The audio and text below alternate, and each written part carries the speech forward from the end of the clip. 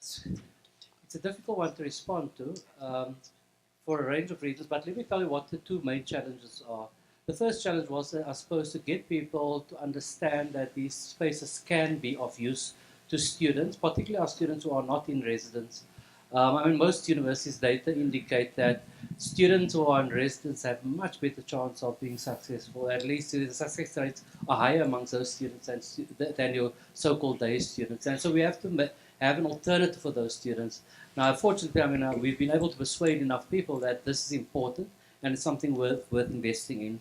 But you're also right that these spaces are not neutral spaces in the sense that students can only benefit from these spaces if they feel that they can own that place, that space. If it's there for them, it's created particularly for them. But if you have an institution with a particular history that a student or that space has particular history, you have to do something to reinvent that space so that it's possible for students to engage with it. One of the first things that we're doing is, in fact, utilizing the opportunity of creating these social learning spaces to rename spaces at the University of Pretoria. Now, I mean, most of the names have their own history and certain attachments, etc. But it's also time now for us to look at a different cohort of young people who need to own the space in a different way. And so the next one that's open, I'm not going to mention the building, has a name that has come along for many, many decades. That name will now be, the space gives us an opportunity to change that name into something much more local and something with which most of the students who will be utilizing that space can identify. I must add, however, that we're hoping that that space will be a place of social cohesion as well. In other words, that it's not allocated and demarcated for a particular grouping of students, but that all students will utilize them. Those are the two challenges. I'm sure there are going to be many more as we roll out the project. Okay. I'm just looking at Francois that have collated the data, but the question was whether you have one student that can attend more than one session, which is different sessions, and I think that is what it is. But I'm just looking at Francois. Is there a mic nearby for Francois? There you go. Coming. Okay, so we've got several data points in the tutorial project. The first one that you saw, the bar graph, that is aggregated data. So we just use that to indicate whether we can see a change in how many students are making use of it. The second one, the bubbles, is basically a culture change instrument when we try to show people what's happening. And the engagement there was around that faculty should see that they might think their students are attending on average more tutorials, but that's actually not the case. And are different groups attending less and then asking why? And then there's a third one. So your interpretation that it's aggregated is correct. But I just want to emphasize you can't analyze something like tutorials or advising with one data point. You have to have multiple data points to understand it. Chandi, I think it's you. Question was about governance and data, but I want to say upfront that my statement did not mean that it becomes open sesame to data, especially sensitive data. However, there are kinds of data where someone at management or lecturer level actually needs in order to do their job. Instead of asking somebody else to send me the data, I want to be able to click the button and get the data and be able to work without waiting for somebody else to give me the data. So I want to also stress that our previous registrar, who just left us for another university unnamed, was very, very strict about those issues of governance and data and being ethical about what we do with the data that we have. We also have an institutional research ethics committee where any kind of research you're going to do at university, if it's going to involve students or whatever, you have to go through that committee. Thank you. We have one more question here. Any other questions? Yes, the second one there. Hi, Thank you. Bill Moses, Kresge Foundation. This is a question for the VCs, maybe not so fair for Nelson Mandela University, because you're the newest person on the stage, but I was just curious, what advice would you give other universities in South Africa that want to improve student success based on your experience? Thank you. The question was there. Oh, thank you. I'm still Awonge Vabaza, and I'm still registered at Nelson Mandela University. I have a question which has a comment at the end. I had something of graduate input that there are so much graduates that are graduating, but now I'm wondering if our universities producing graduates that are employable. With that, it's then triggered by the comment that I have that perhaps I would have loved from the vice chancellors to perhaps tell us a model again that speaks on to postgraduate students, because currently the system is only concentrating on us finding employment and leaving the system basically, but it doesn't really motivate undergraduate students to become postgraduate students, to become future academics. It's something that's really troubling. Now, I would have loved to see a model from all the universities. Perhaps they do. If they do, can you please share it now so that we can know? Because we are one of the country that produces less postgraduate students. Thank you. Thank you. Great. Right. Who would like to begin? Professor Mutwa. I'm going to answer that in one sentence. It's my view, and it's what we actually have believed in. That total ownership of the learning environment, or should I say, teaching and learning environment by students themselves and academics and support functions. I really think that it is important. It has actually helped us because as well, I used an example of the assessment philosophy that we are using, which is more discursive than traditionally, we're beginning to experiment with this, than traditionally one-way stream. So that students get more discursive and participatory feedback when they are studying. So for me, we do believe that the total ownership of the learning environment becomes key. Because as I said when I was doing my quick, it's like speed dating, presentation, is that students themselves have, and the minister mentioned this in her speech earlier on, a sense of alienation.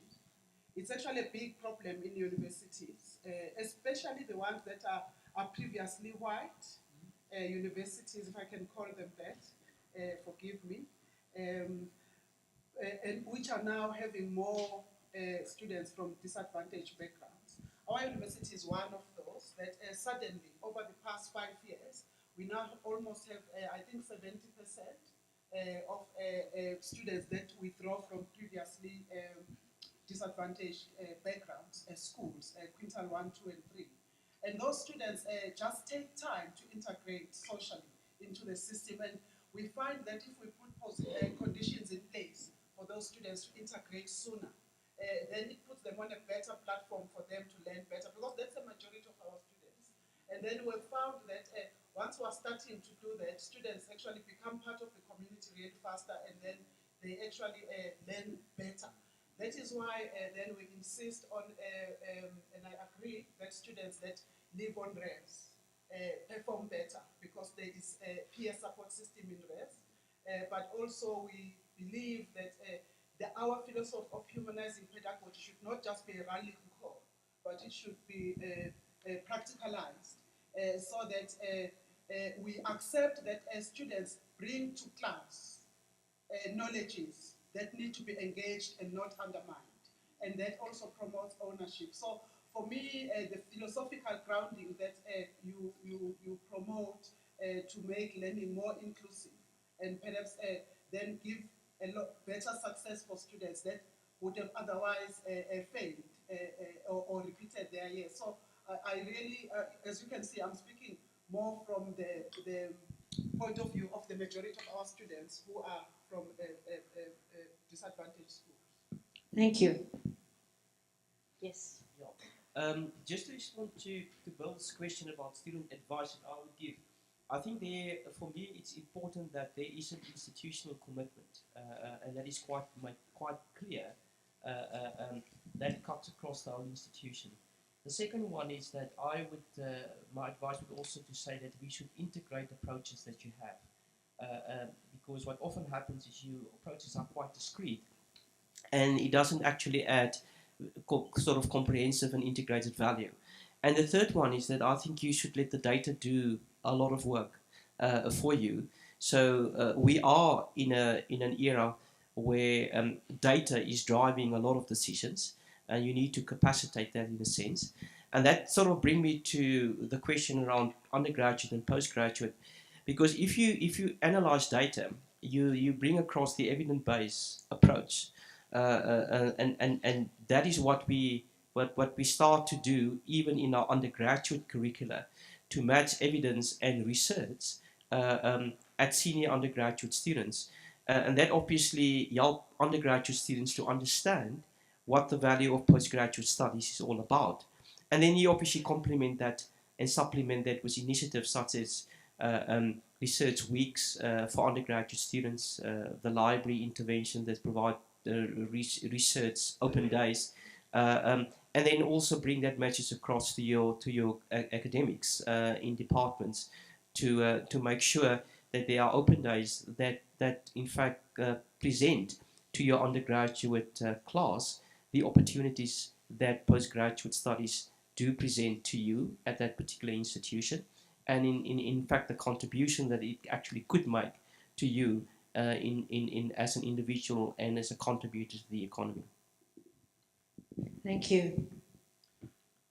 Thank you. I'd like to make a comment on the last question in terms of do we leave students at their own will to look for employment immediately after graduation or their first degree. If you look at the figures, my last slide, in terms of the graduation rates for undergraduates and postgrads, you would have seen that the postgraduate graduation numbers are actually increasing at a higher rate than our undergraduates. So at one or other stage there's going to be a conversion, and in our view at WITS we're soon going to graduate more postgraduate students than undergraduate.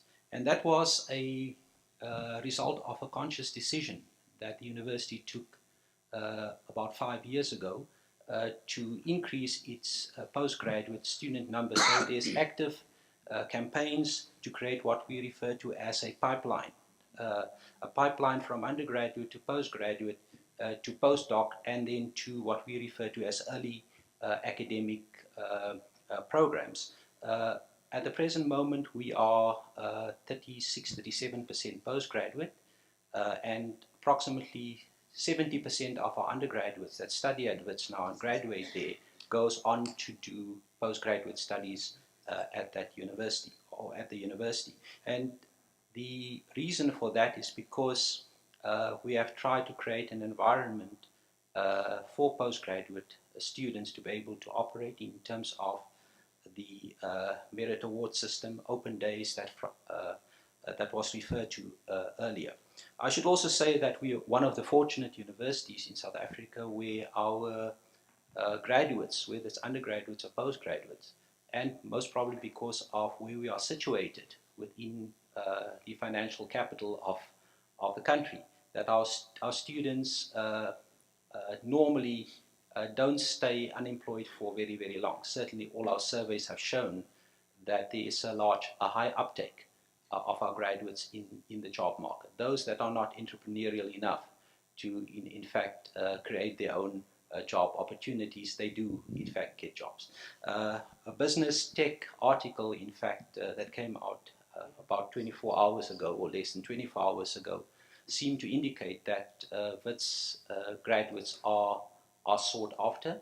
And if we try to look at the graduate attributes that we inculcate in these students, we know that what we refer to as the third curriculum, or what people here on the panel refer to as the co-curriculum, plays an important role in terms of molding students to, in fact, be engaged citizens that want to make a contribution to society. Thank you. Professor Duncan? Yes, I also want to respond to the last question, but I want to follow up on what Professor Kraut said.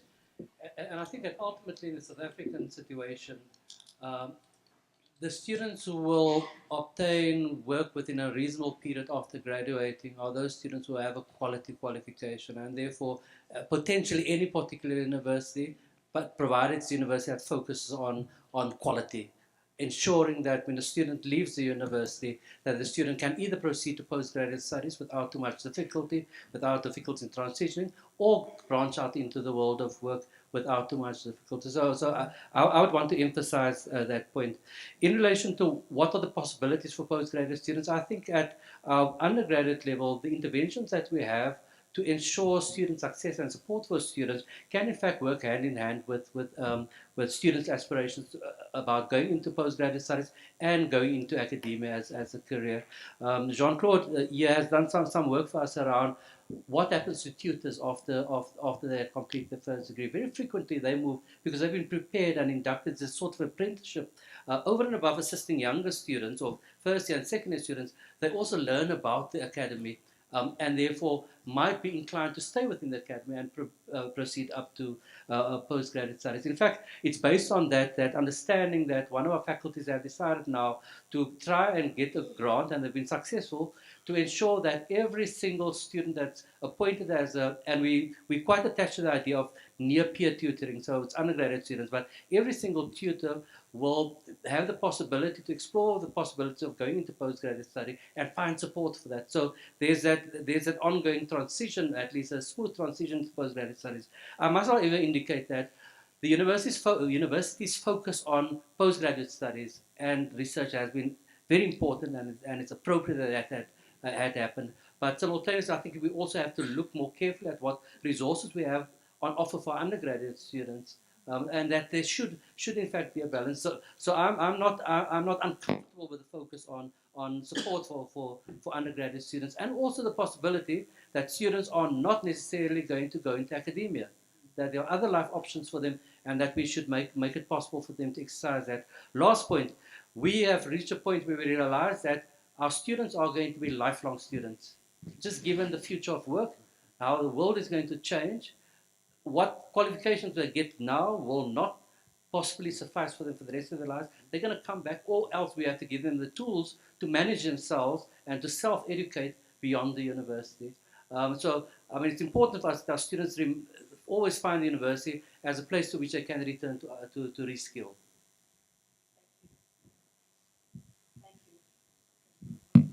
Can use this.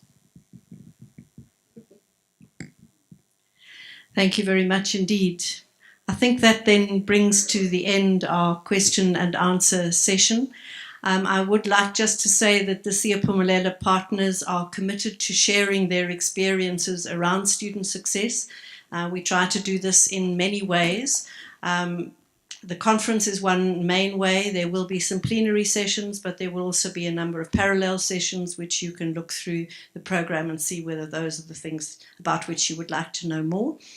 We will also be producing some case studies. Most of them are already ready, of various of the activities at the universities, and those will be shared more widely on the Siyaphumelela website, which is also full of all sorts of resources about student success. So I don't want to be between you and your sundowner. I'm sorry, we have been between you and your sundowner. It should be ready outside here. Thank you very much, and we look forward to seeing you tomorrow morning.